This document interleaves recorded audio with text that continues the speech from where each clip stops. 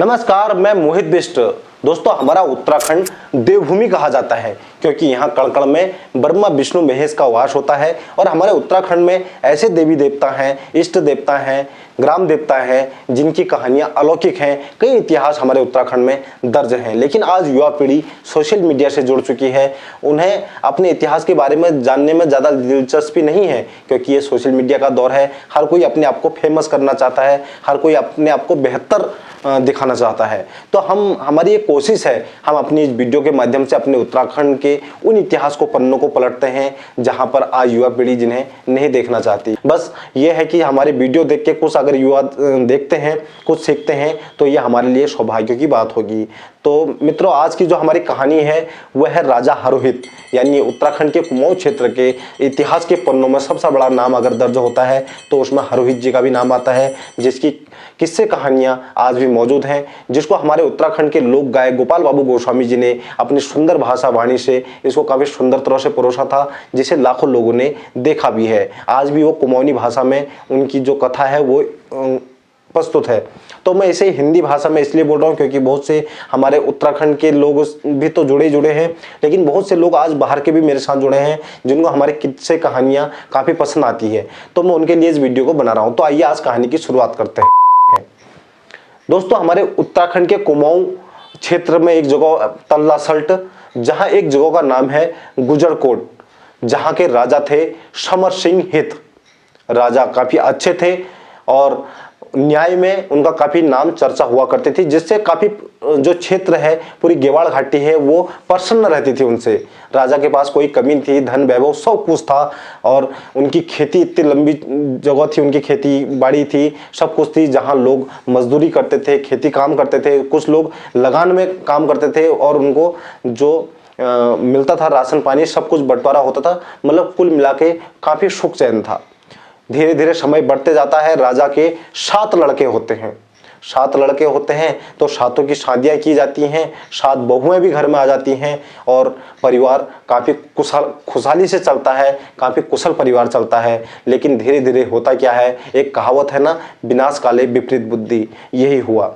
राजा के 7 लड़कों को घमंड आने लगा। जहां देखो चलते हुए राही को लूट लेते थे, कभी किसी लड़की बहन को छेड़खानी कर लेते थे, कभी लोगों के घर में घुस के लोगों को मारा करते थे, कई लोगों की तो जान भी ले लिया करते थे। ऐसे ही चलता रहा तो लोगों में काफ़ी चीख पुकार मच गई, लोगों में हाहाकार मच गई कि हमारा उत्तराखंड, हमारा देवभूमि तो ऐसा नहीं था, क्योंकि उस समय तो उत्तर प्रदेश का एक हिस्सा था। लेकिन मैं आज के दौर के हिसाब से इस कहानी को बता रहा हूँ क्योंकि बोला हमारा तो ये देवभूमि है, हमारे वहाँ तो ऐसा नहीं होता था, शांति इलाका था। हे गोलजू महाराज तुम न्याय करो, हे गोलजू महाराज तुम न्याय करो, ऐसी उन्होंने सब लोगों ने गुहार लगाई और उनकी अंतरात्मा की आवाज गोलजू महाराज तक पहुंच गई।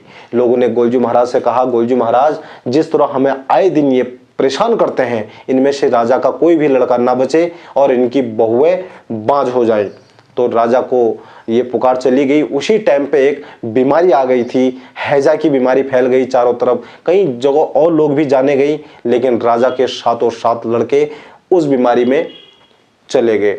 अब राजा की बहुएं बच गई और राजा को इसमें काफी दुख हुआ, तो राजा भी उस दुख के कारण में राजा भी मर गया। लेकिन राजा की एक और संतान जो उनकी धर्मपत्नी थी महारानी, उनके कोख में और पल रही थी। 7 महीने का गर्भ में एक बालक और पल रहा था। तो राजा की बहुएं थी और राजा की बीवी थी, बाकी राजा भी खत्म हो गया, राजा के 7 लड़के भी खत्म हो जाते हैं। समय बीतते जाता है, घर में एक बालक और जन्म लेता है जिसका नाम रख दिया जाता है हरसिंह, यानी हरोहित। तो हरसिंह हित धीरे धीरे बड़ा होता है घर में। फिर थोड़ी खुशी आ जाती है, 7 भाभियां बड़े प्रेम से अपने देवर को खिलाती हैं, माँ अपने लाडले से प्यार करती हैं, काफ़ी अच्छे घराने में वो फिर पलने लगता है। लेकिन जो घर की हालात थी, क्योंकि लोगों ने अब क्या करा, जब राजा अभी ख़त्म हो गया और जब राजा के लड़के भी ख़त्म हो गए, तो लोगों ने क्या करा, वहाँ जो उनका राजकोष में पैसा जमा करना होता था लगान से, उनकी खेती बाड़ी से, वो सब करना बंद कर दिया। जनता बड़ी आज़ाद हो गई, बोला अभी उसका राजा तो कोई है नहीं और हमारे ऊपर अब किसी का बस चलेगा नहीं, तो जनता सुखी हो गई और उनके कुछ भी काम करना जनता ने बंद कर दिया। तो धीरे धीरे गरीबी फैलने लगी उनके परिवार में, काफ़ी गरीबी, आर्थिक तंगी आ गई। सातों भाभियां भी ऐसी गरीबी में जैसे तैसे अपने देवर को पाला पोसा। धीरे धीरे लड़का बड़ा हुआ, 12, 13, 14 साल का हुआ, 15 साल का हुआ। जब वो स्कूल में जाता था तो वो क्या करता था, क्योंकि अब एक और राजा ही था, राजकुमारी था, तो उसके अंदर में हमेशा राजा जैसे हाव भाव दिखने लगते थे। तो वहां जब बच्चों के सामने औरों को वो चोर और सिपाही बनाता था, खुद वो राजा बना करता था, खुद फैसला लिया करता था कि कौन सही है कौन गलत है। तो ऐसे ही एक दिन उसने एक को चोर बनाया था। उस चोर की गलती ज्यादा मानी गई तो उसने चोर को दंड देने के लिए 1-2 थप्पड़ लगा दिए। जब राजा ने थप्पड़ लगाए तो उसको काफी गुस्सा आया उस बालक को, तो बोला यही घमंड ने ना तेरे पिता और तेरे 7 भाइयों को मार दिया। वो बोला क्या, उसके समझ में नहीं आई कहानी। बोला हाँ हाँ, तेरे पहले 7 भाई भी थे, वो भी लोगों को ऐसे ही मारा करते थे, इसलिए उनका विनाश हुआ, वो लोग खत्म हो गए। तो उसके दिमाग में काफी कुछ चलने लगा और अपने घर में आया, अपनी माँ से पूछा, माँ मेरे को बताओ कि क्या मैं राजा का लड़का हूं? क्या वास्तव में मेरे 7 बड़े भाई भी थे? क्या वास्तव में हमारा परिवार इतना कुशल था? और क्यों मेरे आखिर भाइयों की मौत हुई? तो माँ ने बताने से बिल्कुल इनकार कर दिया। माँ नहीं चाहती थी कि वो उसे उस पिछले दिनों को याद दिलाए जो उनके परिवार में घटनाक्रम हुआ। तो माँ ने नहीं बताया। उसने बोला अगर नहीं बताएगी तो मैं आज रामगंगा की नदी में जाके डूब के मर जाऊंगा। तो माँ के सामने काफी परेशानी खड़ी हुई और माँ ने उसे बता दिया सारा किस्सा कि कैसे क्या क्या हुआ, कितनी हमारे पास जमीन थी, आज हमारी जो आर्थिक स्थिति हो रही वो ये हो रही कि लोगों के अंदर में अब हमारा जो खौफ है वो खत्म हो चुका है। कोई खेती बाड़ी नहीं करना चाहता, कोई लगान नहीं देना चाहता, कोई कुछ नहीं करना चाहता। तो राजा हारुहित ने अपना घोड़ा पकड़ा और पूरे क्षेत्र में ये ऐलान कर दिया कि अब वो ये ना समझे कि अब यहाँ का कोई राजा नहीं है, अब मैं यहाँ का राजा हूँ और यहाँ पर मेरी वो चलेगी। तो उसने राज्यों में सभी लोगों को, इलाके में सबको बता दिया कि वो खेती बाड़ी पुनः स्टार्ट करे, अनाज उगाए, और ऐसा नहीं कि किसी के ऊपर में कोई दबाव पड़ेगा, सुख चैन से सबको खाने दिया जाएगा, आप भी खाइए और राजकोष को भी आगे चलाने में मदद करें। और जो न्यायपालिका है राज्य में जो चल रहा है वो दोबारा से चलेगा।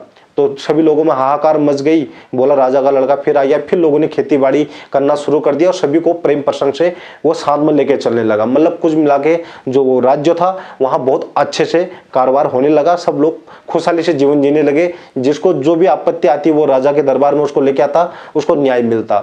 लेकिन धीरे धीरे वक्त बदलते गया और समय आगे बढ़ा तो राजा हारुहित 20 वर्ष के हुए या 18-20 जो भी थे, जब हुए तो उन्होंने लोगों से कहा कि अब मेरी शादी का वक्त आ गया है, मैं शादी करूंगा ताकि हमारी जो राजा की पीढ़ी है वो आगे बढ़ेगी और ऐसी न्यायपालिका चलती रहेगी।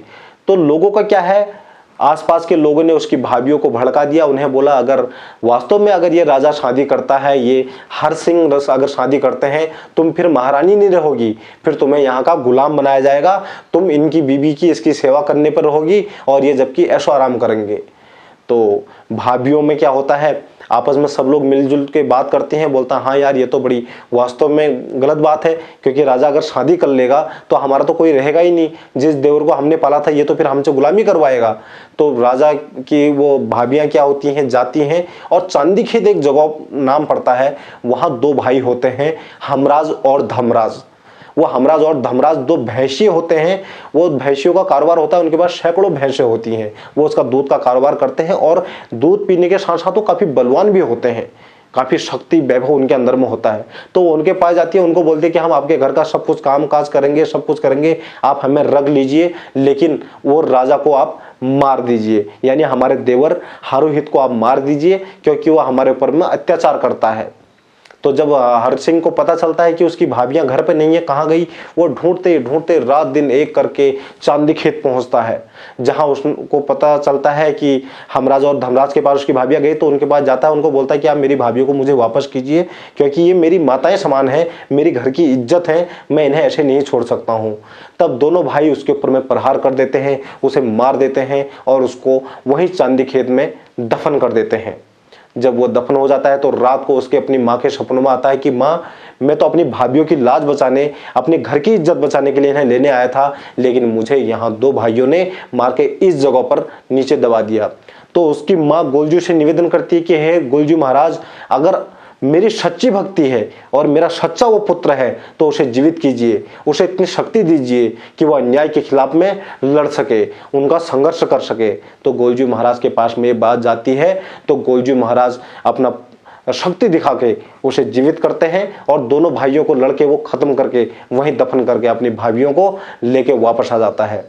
जब वापस लेके आता है फिर कुछ दिन खुशहाल से परिवार चलता है, अच्छा परिवार चलने लगता है, मिलजुल के परिवार चलने लगता है। तब तो उनकी भाभियों को फिर कोई सिखाता है कि इसको बोलो अगर शादी करनी है तो एक मालू रौतेली नाम की लड़की भोट में है, जिसकी चर्चा पूरे प्रदेश में है, जिसकी चर्चा पूरे देश में है, क्योंकि वो इतनी सुंदर है, उसकी बराबर सुंदरी अभी तक कोई पैदा नहीं हुई।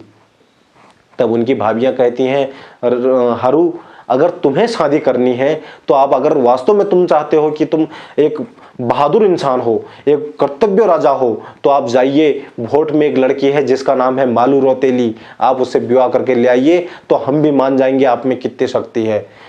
अब हालात ये होते हैं, भाभियां इसलिए उसको वहां भेजती हैं क्योंकि जो भोट में उसको भेजते हैं तेलू रौतेली सॉरी मालू रौतेली का जहां घर होता है, वहां पे एक काला जादू का बहुत भयंकर खेल होता है। वहां हर एक परिवार से जादूगर होता है, काला जादू चलता है, जिससे वो लोग को मार भी देते थे, लोग को जीवित भी कर देते थे। तो राजा हरुहित ने अपनी भाभियों का ये चैलेंज स्वीकार किया और अपनी घोड़ी लेके, अपना तलवार लेके चल पड़े उस राज्य की तरफ।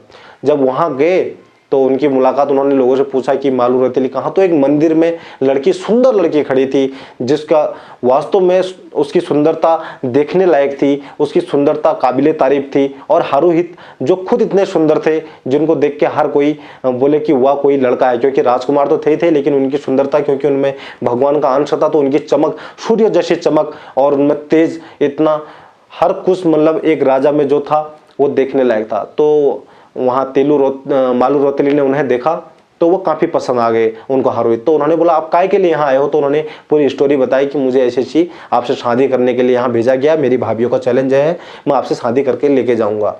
तो मालू रौतेली को भी हरुहित काफ़ी पसंद आए। तो उन्होंने बोला यहाँ तो काफ़ी खतरनाक इलाका है, यहाँ से आप जीवित बच के नहीं जाओगे अगर ऐसे ही हो, तो ऐसे करती हूँ मैं अपने तंत्र मंत्र और जादू कला से आपको एक भंवरा बना देती हूँ और आपके घोड़े को भी भंवरा बना के उड़ा देती हूँ, तब जाके आप सुरक्षित मेरे पास रह पाओगे। उसने घोड़े को भंवरा बनाया और उड़ा दिया और राजा हरुहित को भंवरा बना के एक डब्बे में बंद करके अपने पास रख लिया। जब आसपास कोई नहीं होते थे तब वो उन्हें फिर वापस में इंसानी भेष में प्रकट करती थी और उनसे बातचीत करती थी, सब कुछ करती। जैसे लोग बात कोई अगल बगल सुनने लगते थे, फिर उन्हें भंवरा बना के उसी डब्बे में कैद करके अपने पास रख लिया करती थी। ऐसे चलता रहा। उसने वो जब कामकाज में जाती थी तो हरुहित को ये बोल के जाती थी वो कभी भी भूल के दक्षिण दिशा में कहीं भी खिड़की से न झांके, क्योंकि वहां उसकी 7 बहनें और रहा करती थी। यानी जिसकी वो बेटी थी मालू रौतेली, उसके पिता का नाम था कालू शौक, जो एक बकरिया था, जिनके पास काफी बकरियां होती थी भोट में। तो उनकी 7 लड़कियां और थी। उसके बाद में 8वीं जो थी वो मालू रौतेली थी। तो मालू रौतेली ने हरुहित को अच्छे से समझा दिया था कि वो कहीं भी बाहर न झाके, क्योंकि यहाँ काला जादू। एक दिन हरुहित ऐसे ही बोर हो रहे थे और मानव जीवन में ही खड़े थे, इंसान के शरीर में खड़े थे। तो उन्होंने देखा कि 7 बहनें उनको देख लेती हैं, तो उनको अपने पास में लेके आती है और सब लोग उसे शादी का प्रस्ताव उनके आगे रखती है। तो हरुहित मना करते हैं कि नहीं मैं शादी नहीं करूंगा। तो उनकी एक बहन उनके ऊपर में ऐसा मंत्र मारती है और उसे खत्म कर देती है। उसके बाद में उसको डब्बे में बंद करके फिर जमीन में दफन कर देती है। वहीं फिर वो मालू रौतेली के सपने में आते हैं हरुहित, बोलते हैं कि तुम्हारी तो एक बहन ने मुझे मार के ही दफना दिया है। तो बोलते तुम चिंता मत करो, मैं आपको आपके प्राण वापस ले आऊंगी उसी मंत्र से। वो उसके प्राण वापस लेके आती है, अपने घर पे लेके आती है। उसके बाद में बोलती है चलो अब यहाँ हमारा जीवन ठीक नहीं है। फिर राजा हरुहित अपने तलवार से युद्ध करते हैं पूरी कालू शौक की सेना से, और वहाँ जो मालू रौतेली होती है वो अपने तंत्र मंत्र से उन लोगों को खत्म करने का काम करती है। इसी तरह वहाँ से जीत के अपने घर उससे शादी करके लेके आ जाता है। पूरे गांव में जश्न का माहौल रहा, पूरे इलाके में खुशियों का माहौल रहा, फिर से सुखी परिवार चलने लगा। धीरे धीरे परिवार चलते रहा। तो राजा हरुहित ने कहा कि अब वो भाबर जाएंगे, कुछ कारबार अपने घोड़ी लेके भाबर और अपनी भाभियों के साथ में उसको रख गए कि तू मेरी भाभियों की और मेरी माँ की सेवा करना, इन्हें खुशहाल रखना, इन्हें कोई आपत्ति नहीं आनी चाहिए, इन्हें कोई दुख नहीं आना चाहिए। तो मालू रौतेली ने स्वीकार किया, बोला ठीक है आपकी भाभियों को आपकी माँ की तरफ से आपको कोई शिकायत मेरी नहीं मिलेगी, मैं अच्छे से घर परिवार को संभालने के लिए तैयार हूँ। राजा हरुहित भाबर चले जाते हैं और बीवी को घर पर छोड़ के चले जाते हैं और अपना वहाँ पर कामकाज वो करने लगते हैं। तो एक दिन होता क्या है, जो राजा हरोहित की 7 भाभियां होती हैं वो मालू रौतेली को बोलती हैं कि रामगंगा में आजा, आज तुझे मच्छी दिखाएंगे, क्योंकि यहाँ बड़ी सुंदर सुंदर मच्छियाँ होती हैं, काफ़ी सुंदर सुंदर यहाँ पे अच्छी चीज़ जो पानी में जीव हैं वो होते हैं।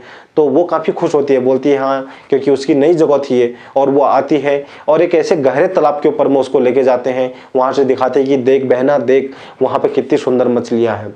जब वो नीचे झांकती है तो उसे 7 बहना, जो 7 देरावनी जेठानी थी यानी राजा हरोहित की भाभियाँ थी, वो धक्का देके उसको पानी में डुबा देती हैं और जो मालू रौतेली होती है वो खत्म हो जाती है।